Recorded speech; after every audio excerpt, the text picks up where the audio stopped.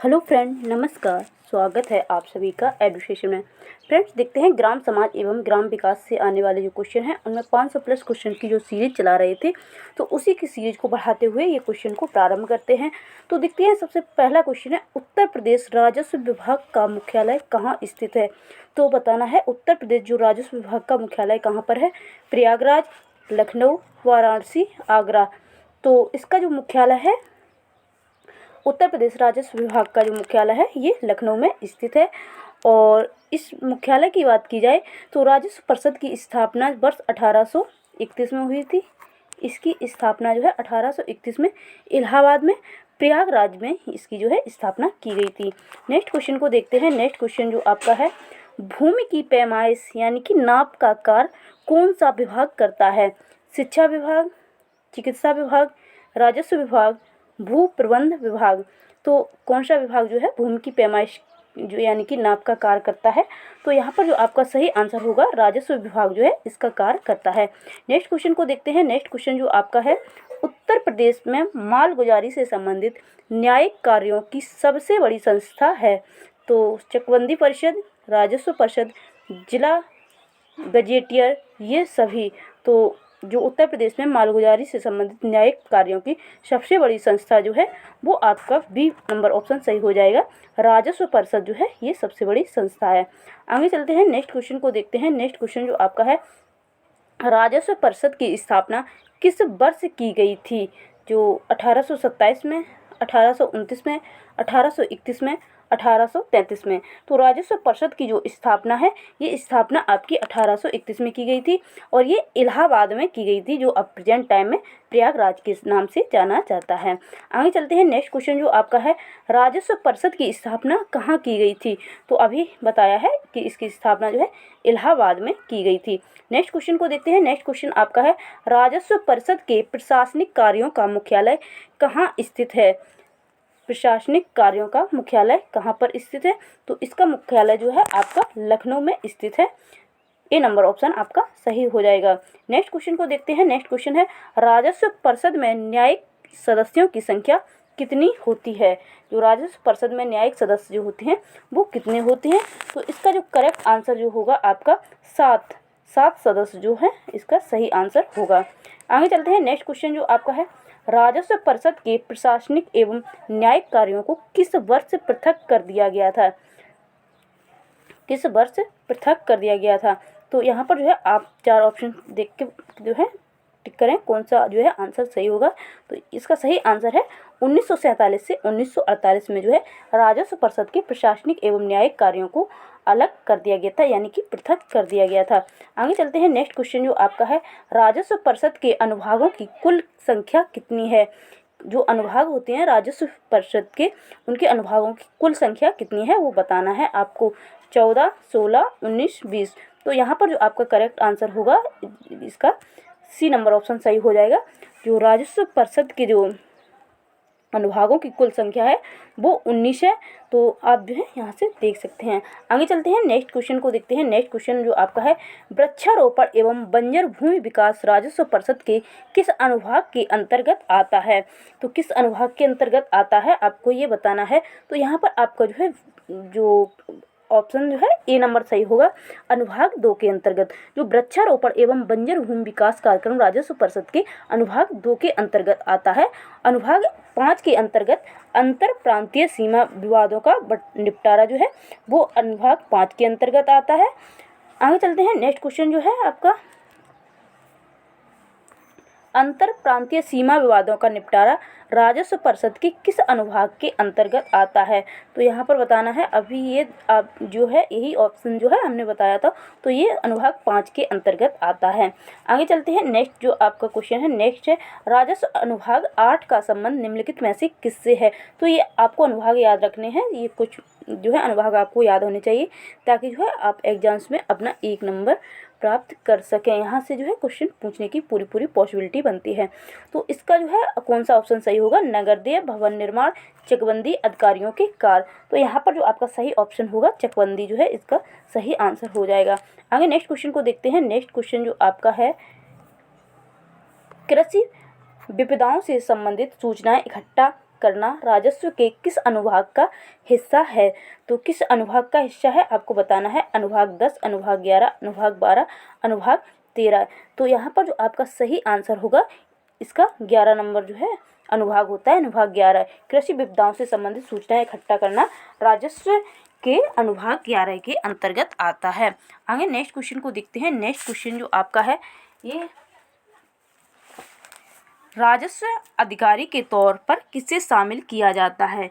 जो राजस्व अधिकारी होते हैं उसके तौर पर किसे शामिल किया जाता है? सहायक कलेक्टर, लेखपाल, निरीक्षक, कानूनगो, ये सभी। तो यहाँ पर आपका सही आंसर जो होगा तो आप यहाँ पर इसे डी नंबर ऑप्शन सही होगा, ये सभी। सहायक कलेक्टर, लेखपाल एवं सुपरवाइजर यानी कि निरीक्षक, कानूनगो, ये सभी राजस्व अधिकारियों के तौर पर कार्य करते हैं। तो यहाँ पर आपका ये सभी वाला ऑप्शन सही हो जाएगा। आगे नेक्स्ट क्वेश्चन को देखते हैं। भूमि हक सीमांकन एवं बंटवारे से संबंधित मामला किस के समक्ष प्रस्तुत किया जाता है? जो भूमि होती है उसका हक किसको उसका हक है, उसकी सीमाएं जो कहाँ तक हैं, उसका बंटवारा जो है, ये सब जो है किसके अंतर्गत आते हैं ये आपको बताना है। वीडियो, डीएम, एसडीएम, ये सभी। तो यहाँ पर जो आपका सही आंसर होगा सी नंबर ऑप्शन जो है आपका सही हो जाएगा। जो भूमि हक सीमांकन एवं बंटवारे जो संबंधित जो भी मामले होते हैं वो सभी आपके एसडीएम के समक्ष लाए जाते हैं। साथ ही भूमि के अभिलेखों का जो रख रखाव का उत्तरदायित्व जो होता है वो जिला मजिस्ट्रेट यानी कि डीएम पर होता है। तो यहाँ पर आपका सी नंबर ऑप्शन सही होगा। आगे नेक्स्ट क्वेश्चन को देखते हैं। भू अभिलेखों की रख रखाव का उत्तरदायित्व किस अधिकारी पर होता है? तो अभी आपको बताया था जो अभिलेखों का रख रखाव होता है वो डीएम के पास होता है। तो यहाँ पर आपका ए नंबर ऑप्शन जो है ये करेक्ट हो जाएगा। आगे नेक्स्ट क्वेश्चन को देखते हैं। नेक्स्ट क्वेश्चन आपका है राजा टोडरमल भू लेख प्रशिक्षण एवं सर्वेक्षण संस्थान किस जिले में स्थित है? तो काफ़ी महत्वपूर्ण क्वेश्चन है आपके एग्जाम की दृष्टि से। तो गाजियाबाद, हमीरपुर, मिर्ज़ापुर, हरदोई। तो यहाँ पर जो आपका सही आंसर होगा ये डी नंबर ऑप्शन जो है आपका सही हो जाएगा। राजा टोडरमल भू लेख प्रशिक्षण एवं सर्वेक्षण संस्थान उत्तर प्रदेश के हरदोई जिले में जो है स्थित है। कर्मचारियों को भू लेख प्रतिलिपि तैयार करने हेतु विशेष रूप से प्रशिक्षित करने के उद्देश्य से इस संस्थान का निर्माण किया गया है। तो आपको जो है हरदोई आंसर करना है। आगे नेक्स्ट क्वेश्चन को देखते हैं। नेक्स्ट क्वेश्चन आपका है निम्न में से कौन से वादों का निपटारा राज्य के राजस्व न्यायालय में किया जाता है? तो मेड़बंदी, भूमि की नीलामी, भूमि का मालिकाना हक, ये सभी। तो यहाँ पर जो आपका सही आंसर होगा ये सभी, डी नंबर ऑप्शन जो है आपका सही हो जाएगा। उत्तर प्रदेश राज्य में कुल 2333 राजस्व न्यायालय हैं। यह न्यायालय मेड़बंदी, बंटवारा संबंधित विवाद, भूमि की नीलामी, भूमि पर मालिकाना हक, तो ये सभी जो कार्य होते हैं किसका हक है तो उसे दिलाने के संबंध में जो भी प्रोसेस होती है तो ये सभी जो कार्य किए जाते हैं। तो राजस्व न्यायालय की बात की जाए तो 2333 जो है आपके राजस्व न्यायालय हैं।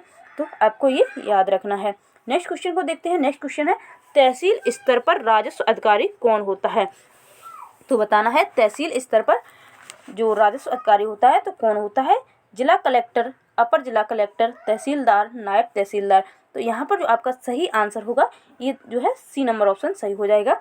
जो तहसीलदार होते हैं वो आपके तहसील स्तर पर राजस्व के अधिकारी होते हैं और राजस्व न्यायालय की संख्या जो है 2333 से आपको याद रखना है। 2333 आपके राजस्व न्यायालय हैं आपके यूपी के। आगे नेक्स्ट क्वेश्चन को देखते हैं। नेक्स्ट क्वेश्चन है वर्तमान समय में उत्तर प्रदेश राज्य में कितने राजस्व न्यायालय हैं? तो अभी हम आपको बता चुके हैं कि आपके 2333 राजस्व न्यायालय हैं।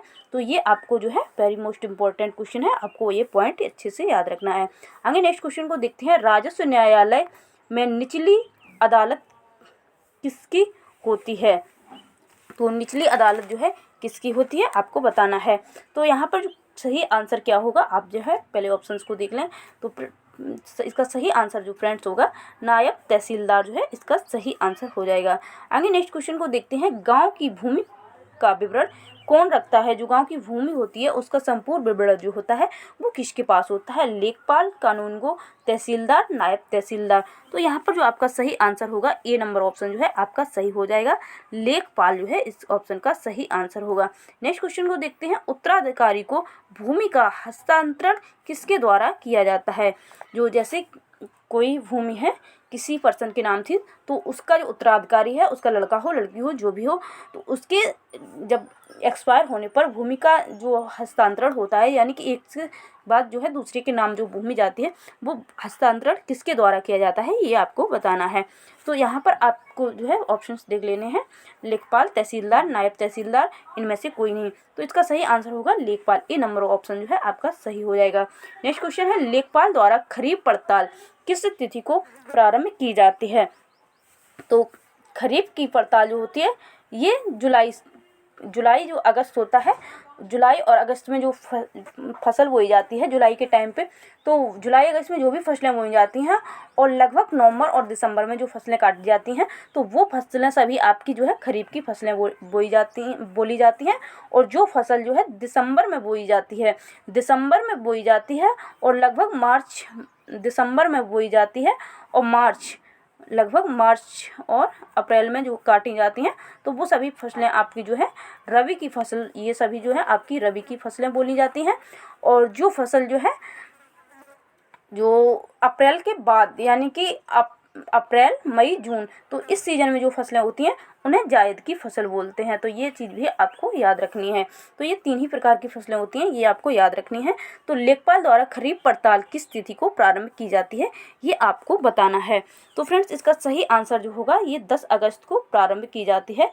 ये खरीफ पड़ताल का मतलब होता है जो लेखपाल के द्वारा ये चीज़ देखी जाती है किस खेत में फसल बोई गई है, और फसल बोई गई है तो उस खेत में किस की फसल बोई गई है, यानी कि कौन कि उसमें धान बोया गया है या बाजरा बोया गया है। तो इस प्रकार से ये चीज़ें जो है लेखपाल के द्वारा की जाती हैं। आगे है, पटवारी पद का सृजन किसके शासनकाल में प्रारंभ हुआ था? तो बहुत ही महत्वपूर्ण क्वेश्चन है, और ये क्वेश्चन जो है आपका हिस्ट्री की भी दृष्टि से महत्वपूर्ण है, और इसके साथ साथ आपको जो है जो ग्राम समाज एवं विकास के जो क्वेश्चन आते हैं तो वहाँ से भी ये आपका क्वेश्चन महत्वपूर्ण होता है। तो अकबर, हुमायूं, शेरशाह और शाहजहां, तो यहाँ पर जो है आपको बताना है कि पटवारी पद का सृजन जो है किसके शासनकाल में प्रारंभ हुआ था। तो फ्रेंड्स, इसका सही आंसर आपका होगा शेरशाह जो है ये इसका सही आंसर होगा। पटवारी पद का जो सृजन है वो शेरशाह के शासनकाल में प्रारंभ हुआ था। शेरशाह ने भू राजस्व के क्षेत्र में व्यापक सुधार किया था। तो यहाँ पर आपका जो है शेरशाह आंसर सही होगा। इसी के साथ साथ आपको बता दें, पूर्व प्रधानमंत्री चौधरी चरण सिंह ने उत्तर प्रदेश राज्य के मुख्यमंत्री पद पर रहते हुए पटवारी शब्द के स्थान पर लेखपाल शब्द प्रयुक्त करने का निर्देश दिया था। तो ये बात आपको अच्छे से याद रखनी है कि जो लेखपाल है, पहले पटवारी बोला जाता था, तो पटवारी से लेखपाल, पटवारी टू लेखपाल, अब बोला जाता है लेखपाल। तो ये जो है शब्द किसने दिया है, तो ये आपको याद रखना है। जो उत्तर प्रदेश के जो पूर्व प्रधानमंत्री थे चौधरी चरण सिंह, इनका नाम भी आपको बहुत अच्छे से याद रखना है, क्वेश्चन यहीं से बनेंगे। चौधरी चरण सिंह, तो इन्होंने जो है और ये जो है उत्तर प्रदेश के मुख्यमंत्री पद पर जब रहे थे, तो ये प्रधानमंत्री भी रहे थे, पूर्व प्रधानमंत्री हैं, और उत्तर प्रदेश के मुख्यमंत्री जब बने तब इन्होंने जो है लेखपाल का जो है पद का सृजन किया, और लेखपाल शब्द का जो प्रयोग किया गया वो पटवारी शब्द के स्थान पर किया गया। तो पहले पटवारी होता था, और पटवारी के बाद जो है पहले था आपका ये पटवारी से बना लेखपाल, और बनाया किसने? चौधरी चरण सिंह ने। तो आपको ये बात जो है याद रखनी है। आगे नेक्स्ट क्वेश्चन को देखते हैं। उत्तर प्रदेश में किस मुख्यमंत्री ने पटवारी शब्द के स्थान पर लेखपाल पद को सृजित किया? जो अभी ये आपने जो है एक बार देख ही लिया है, तो आपको बता देना है चौधरी चरण सिंह, ये उत्तर प्रदेश के मुख्यमंत्री रहे हैं। तो इन्होंने अपने मुख्यमंत्री पद के होते हुए जो है पटवारी शब्द को लेखपाल शब्द में इन्होंने परिवर्तित करवाया है। तो आगे चलते हैं, नेक्स्ट क्वेश्चन को देखते हैं। भू कृषि का रिकॉर्ड कौन सा है? गिरदवारी, पंचनामा, जमाबंदी, खतौनी। तो आपको बताना है कि भू कृषि का रिकॉर्ड कौन सा है। तो यहाँ पर आपका सही आंसर जो होगा गिरदावरी जो है ये भू कृषि से संबंधित रिकॉर्ड सामान्यतः गिरदावरी कहलाता है। यह एक प्रकार का फसल सर्वे है। तो आपको याद रखना है कि जो गिरदावरी है ये भू कृषि का रिकॉर्ड है। आगे नेक्स्ट क्वेश्चन को देखते हैं। भू राजस्व की वसूली करने वाला कर्मचारी कहलाता है? तो बताना है, भू राजस्व की वसूली करने वाला कर्मचारी होता है, उसे किस नाम से जाना जाता है? तो यहाँ पर आपका सही आंसर होगा अमीन। जो भी कैंडिडेट ग्रामीण एरिया से होते हैं, जिनके यहाँ जो कृषि का कार्य होता रहा होता है, तो अभी जो है पिछले कुछ टाइम से अमीन लोग नहीं आते हैं, क्योंकि जो खेत में जो नदी के द्वारा सिंचाई, नदी या नहर के द्वारा, जो नहर के द्वारा ही सिंचाई होती है, तो नहर से जो पानी खेतों के लिए आता है, तो उसका कुछ कर वसूला जाता था। तो प्रेजेंट टाइम में इस चीज़ को अभी गवर्नमेंट ने जो है फ्री कर रखा है। तो उस टाइम जो है अमीन लोग गांव में आते थे, और वो अमीन लोग जो है, जो भी आपका पैसा बनता था साल भर के, जो पानी जो खेत में सिंचाई की गई है उसका जो भी कर बनता था, तो उसकी वसूली करने के लिए अमीन लोग आते थे। तो उन लोगों को इसकी जानकारी अच्छे से होती है, बाकी के लोग भी देख लें, इसे अमीन जो है, इसकी वसूली करने के कर्मचारी जो होते हैं अमीन, उनको बोला जाता है। आगे नेक्स्ट क्वेश्चन को देखते हैं, खसरा और खतौनी कौन तैयार करता है? तो ये बहुत पॉपुलर क्वेश्चन है आपके जो है ग्राम समाज एवं विकास में। तो यहाँ से क्वेश्चन जो है एग्जाम से पूछा जाता है, और चकबंदी लेखपाल के 2015 में ये क्वेश्चन पूछा भी गया था। तो इसका सही आंसर आपका होगा पटवारी। पटवारी जो होता है ये खसरा और खतौनी तैयार करता है। यदि आपको पटवारी की जगह लेखपाल शब्द लिखा मिलता है, तब भी आप जो है लेखपाल को है सही करेंगे। और लेखपाल शब्द जो है चौधरी चरण सिंह के टाइम पर जो है पटवारी से लेखपाल बना है, तो आपको ये बात भी याद रखनी है। आगे नेक्स्ट क्वेश्चन को देखते हैं। नेक्स्ट क्वेश्चन आपका है, खसरा में किसका उल्लेख नहीं किया जाता है? तो खसरा में जो है किसका उल्लेख नहीं किया जाता है, ये चीज़ आपको बतानी है। तो खसरा में जो खेतों का क्षेत्रफल होता है उसका विवरण दिया होता है, ये बात सही है। सिंचाई के जो स्रोत होते हैं, किस प्रकार से सिंचाई आ रही है, नहर से हो रही है, ट्यूबवेल से हो रही है, तो ये चीज़ भी खसरा में दी जाती है। फसलों का विवरण, यानी कि उस खेत में कौन कौन सी फसल बोई जाती है, ये चीज़ भी आपकी जो है खसरा में दी जाती है। आपको बताना है किसका उल्लेख नहीं होता है, तो ऊर्जा के स्रोत जो है ये नहीं होता है, तो आपका सही आंसर जो है ऊर्जा के स्रोत ही हो जाएगा। बी नंबर ऑप्शन जो है आपका करेक्ट हो जाएगा। आगे नेक्स्ट क्वेश्चन को देते हैं, गाँव के नक्शे को गाँव में कहा जाता है? जो गांव का नक्शा होता है उसे क्या कहा जाता है? तो ये क्वेश्चन जो है बिल्कुल इजी है, आप जो है इसका आंसर जरूर करें। तो गांव के जो नक्शा होता है उसे सजरा बोला जाता है। बी नंबर ऑप्शन आपका सही होगा। लेखपाल के पास संपूर्ण गांव का नक्शा होता है, इसे गांव का सजरा बोला जाता है। और ये कपड़े पर बना होता है, जो कपड़ा जो होता है उस पर इसको नक्शे को बनाया जाता है। आगे नेक्स्ट क्वेश्चन को देखते हैं। नेक्स्ट क्वेश्चन है, खतौनी में कुल कितने कॉलम होते हैं? तो बताना है खतौनी में जो है कितने कॉलम होते हैं। तो यहाँ पर ऑप्शन है 8, 10, 13, 15। तो इसका जो करेक्ट आंसर होगा तो इसका 13 होगा। सी नंबर ऑप्शन जो है आपका सही हो जाएगा। खतौनी में कुल 13 कॉलम होते हैं। इसमें भूमि का समस्त ब्यौरा विद्यमान होता है। इसे लेखपाल के द्वारा 15 नवंबर से पूर्व तैयार कर लिया जाता है। और ये भी बात आपको याद रखनी है कि 6 वर्ष में जो है एक बार बनाया जाता है। जो खतौनी होती है उसे 6 वर्ष में एक बार बनाया जाता है। आगे नेक्स्ट क्वेश्चन को देखते हैं। ब्रिटिश शासन के दौरान उत्तर प्रदेश में भूमि पंजीकरण किस अधिकारी के द्वारा किया जाता था? तो यहाँ पर आप देख सकते हैं, राज्यपाल, लिपिक, लेखपाल, काजी। तो ब्रिटिश शासनकाल के दौरान उत्तर प्रदेश में भूमि का पंजीकरण जो है किसके अधिकारी के द्वारा किया जाता था? तो आपका जो ऑप्शन है वो सी नंबर ऑप्शन सही हो जाएगा। लेखपाल के द्वारा जो है भूमि का पंजीकरण जो है किया जाता था। आगे नेक्स्ट क्वेश्चन को देखते हैं। नेक्स्ट क्वेश्चन आपका, भूमि के क्रय विक्रय के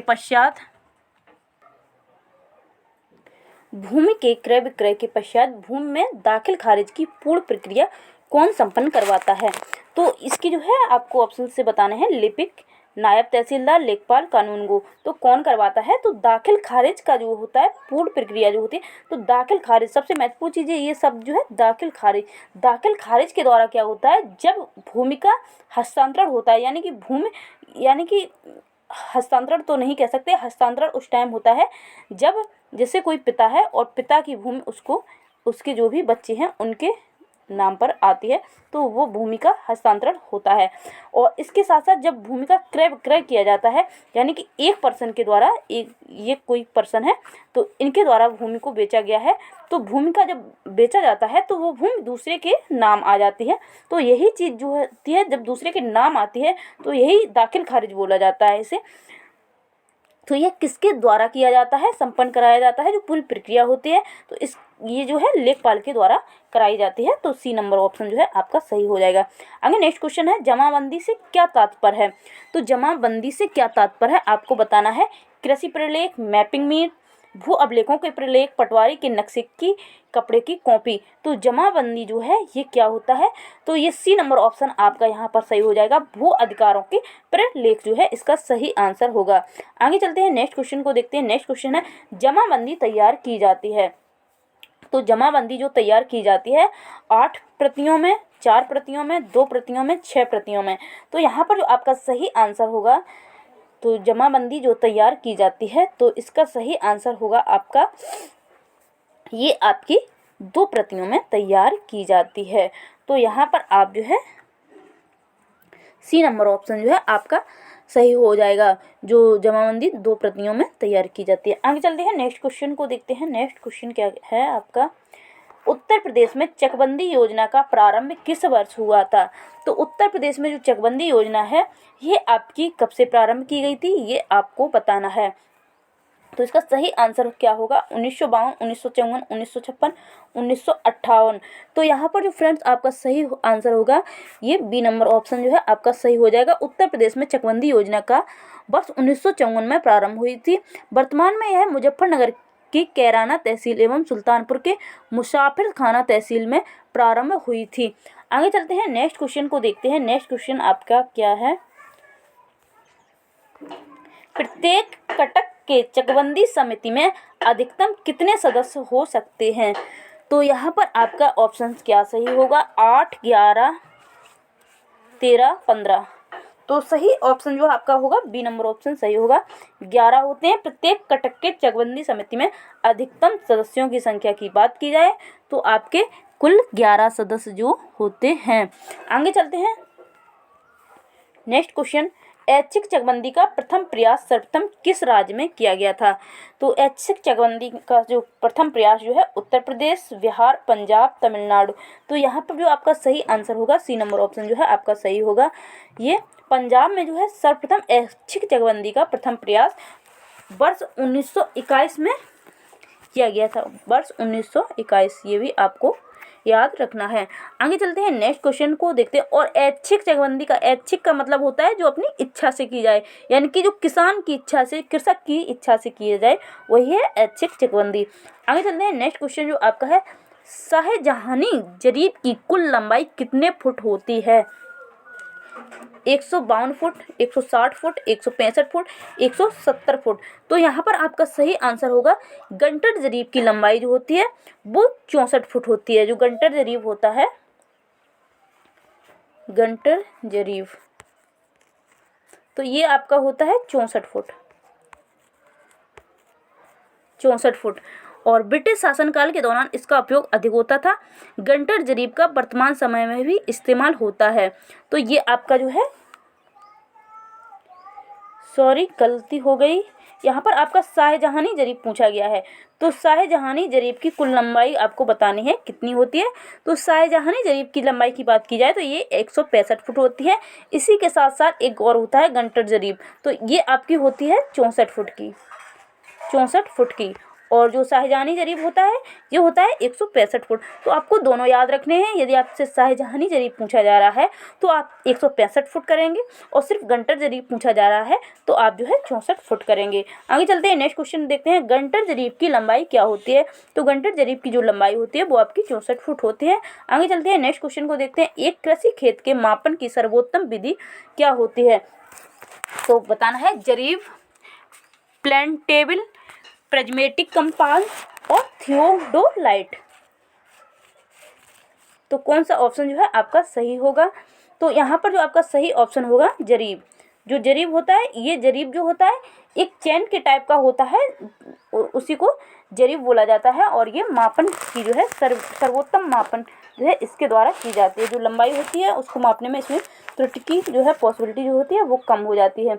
1 एकड़ में कितने वर्ग गज के बराबर होता है। जो 1 एकड़ होता है वो कितने वर्ग गज के बराबर होता है, आपको ये बताना है। तो यहाँ पर ऑप्शंस दिए गए हैं, 4840, 2045, 4425, 3000, 25। तो यहाँ पर आपका सही आंसर होगा 1 एकड़ की बात की जाए तो 1 एकड़ आपका जो है 4840 वर्ग गज के बराबर होता है। आपको यहाँ पर वर्ग गज में जो है वैल्यू बतानी है, 4840 वर्ग गज के बराबर होता है। और वहीं 1 एकड़ की बात की जाए, अगर 1 एकड़ आपका बीघा में पूछा जाता है तो 1.6 बीघा इसका आंसर होगा। 1.6 बीघा, 1 एकड़ कितने बीघे के बराबर होता है तो 1.6 बीघा। 1 बीघा जो होता है, 1 बीघा यहाँ लिखे दे रहे, 1 बीघा ये आपका होता है 3025 वर्ग गज के बराबर। यदि आपसे एकड़ में पूछा जाए 1 एकड़ कितने वर्ग गज के बराबर होता है तो ये 4840 आंसर करेंगे।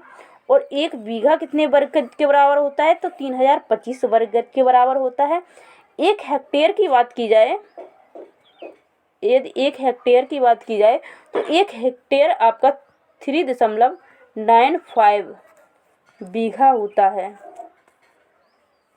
1 बीघा होता है। तो आपको जो है सभी याद रखने हैं। 1 एकड़ की बात की जाए तो 4840 वर्ग गज होता है। 1 एकड़ में 1.6 बीघा होता है। 1 बीघा में 3025 वर्ग गज होते हैं। और 1 हेक्टेयर में 3.95 बीघा होता है। आगे नेक्स्ट क्वेश्चन को देखते हैं। नेक्स्ट क्वेश्चन है, मध्य भारत में 1 बीघा कितने हेक्टेयर के बराबर होता है। 1 बीघा की बात की जा रही है और मध्य भारत की बात की जा रही है। तो आप ऑप्शन पहले देखते हैं। तो मध्य भारत में 1 बीघा जो होता है वो 0.2529, यानी कि आपका एक ए नंबर ऑप्शन जो है वो सही होगा, इसके बराबर होता है। और 1 हेक्टेयर की बात की जाए तो 1 हेक्टेयर आपका 3.95 बीघा के बराबर होता है। 1 एकड़ की बात की जाए तो 1 एकड़ आपका 1.6 बीघा के बराबर होता है।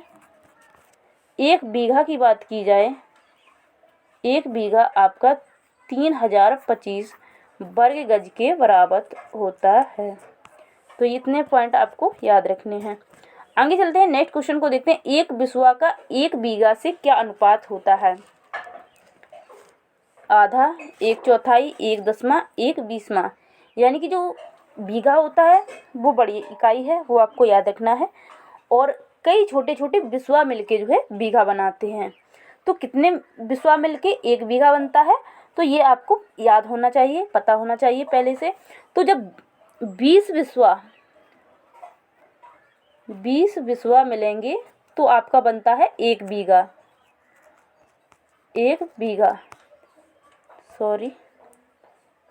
20 बिस्वा से बनता है 1 बीघा। 20 बिस्वा बराबर 1 बीघा होता है, 1 बीघा। तो इसका अनुपात क्या होगा, 1/20 होगा। ये आपका डी नंबर ऑप्शन जो है आपका सही होगा।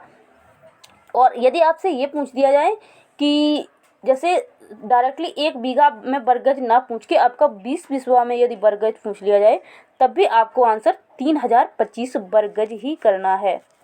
यदि आपको 20 बिस्वा में पूछा जाए कि कितना वर्ग गज होता है तो 325 वर्ग गज होगा, क्योंकि 1 बीघा में 325 वर्ग गज होते हैं।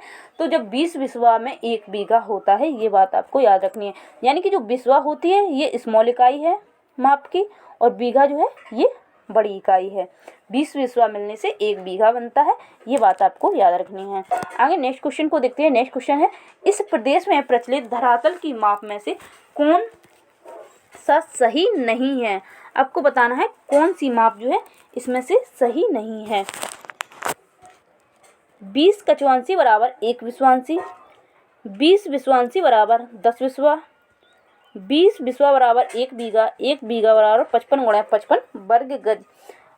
तो अब यहाँ पर आपको ऑप्शन देखने हैं। ए नंबर ऑप्शन जो है आपका बिल्कुल सही है। 20 विश्वांशी बराबर 20 कचवांशी बराबर 1 विश्वांशी होता है। यानी कि जो कचवांशी है वो स्मॉल इकाई है माप की, और विश्वांशी जो है बड़ी इकाई है। आगे है 20 विश्वांशी बराबर 10 बिस्वा होता है। तो ये ऑप्शन जो है आपका गलत है। और इसके बाद है 20 बिस्वा में 1 बीघा होता है, अभी बताया, आपका ये ऑप्शन जो है सही है। 1 बीघा में 55 गुणा 55 वर्ग गज होते हैं, तो ये बात भी बिल्कुल सही है। तो अब आपका यहाँ पर बी नंबर ऑप्शन सही हो जाएगा। 20 विश्वांशी में 10 विश्वा नहीं होंगी, 20 विश्वांशी में आपका 1 विश्वा बनेगा जाके, 20 विश्वांशी में 1 विश्वा, तो ये आपका बी नंबर ऑप्शन सही हो जाएगा। आगे नेक्स्ट क्वेश्चन को देखते हैं।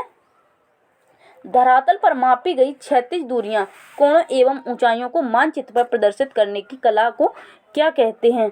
तो कौन सा ऑप्शन जो है आपका यहाँ पर सही होगा? मानचित्र कला, सर्वेक्षण कला, मानचित्रांकन, धरातल प्रदर्शन कला। तो यहाँ पर आपका जो है बी नंबर ऑप्शन सही होगा। सर्वेक्षण कला जो होता है ये धरातल पर मापी गई क्षैतिज दूरियां, कोणों तथा ऊंचाइयों को मानचित्र पर प्रदर्शित करने का की जो कला होती है उसे सर्वेक्षण कला कहते हैं। इसमें विभिन्न यंत्रों का जो है प्रयोग किया जाता है। आगे नेक्स्ट क्वेश्चन को देखते हैं। नेक्स्ट क्वेश्चन आपका जो है क्या है? भूमि का उपयोग करने के एवज में किसानों से वसूल किया जाने वाला टैक्स कौन सा है? आयकर, विक्रय कर, लगान, उपकर। तो यहाँ पर जो है आपका सही ऑप्शन जो है सी नंबर होगा, लगान। जो भूमि का उपयोग करने पर के एवज में किसानों से वसूल किया जाने वाला टैक्स जो लगान होता है, लगान कहलाता है। भूमि पर लगाने संबंधित अधिकार जो है राज्य सरकार के पास होते हैं। जो भी भूमि पर कर लगाए जाते हैं वो सभी राज्य सरकार के द्वारा लगाए जाते हैं, ये बात भी आपको याद रखनी है। आगे देखते हैं। तो फ्रेंड्स इतने ही क्वेश्चन है आपके, जो क्वेश्चन है जो भी महत्वपूर्ण क्वेश्चन थे तो वो यहाँ पर समाहित किए गए हैं इस वीडियो में। इसके साथ साथ और भी जो क्वेश्चन है वो आपको कंटिन्यू मिलते रहेंगे। तो फ्रेंड्स ये हो गया आज का महत्वपूर्ण वीडियो अच्छा लगा हो तो एक लाइक जरूर करें, और चैनल पर नए हैं तो सब्सक्राइब करके बेल आइकन को प्रेस कर लें, ताकि जब भी कोई नेक्स्ट वीडियो अपलोड किया जाए उसका नोटिफिकेशन आपको मिल सके। मिलते हैं नेक्स्ट वीडियो में। वीडियो को पूरा देखने के लिए बहुत बहुत धन्यवाद।